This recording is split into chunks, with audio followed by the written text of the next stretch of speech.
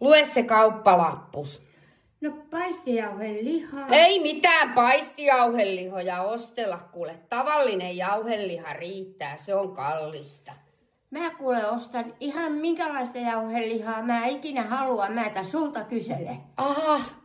Ja appelsiinia ostan vaikka tykkäät tai ei. Ei kuule, otetaan porkkanoita, niissä on enemmän C-vitamiinia, appelsiinit maksaa paljon, ei. Syö ihan muun puolesta ihan rauhassa porkkana ja lanttua tai mitä vaan. Sitten mä ostan kermaa ja pikkuleipiä ja herkkusienikeitoja ja lämminruokaa jotain. Kuule, mitään valmista ruokaa kuule teet itse, se on kallista jostain herkkukeittiöstä. Sä kuule mitään pikkuleipiä tarvitse, kuule teet itse niitä.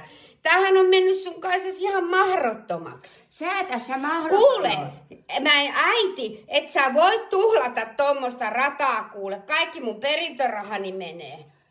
Sä saa kuule haistaa kuule perintörahoille. Mitä tää tarkoittaa? Hyvin epämiellyttävää käytöstä nyt kuulee minua kohtaan. Mä en pidä tästä yhtään. Sinä tässä huonosti käyttäydyt, kun tuut tänne aina ja määräät kaikki, kuinka mun pitää elää. Ja mä oon 86 vuotta elänyt ihan niin, ettei ole kellään valittamista. Piste. Aha.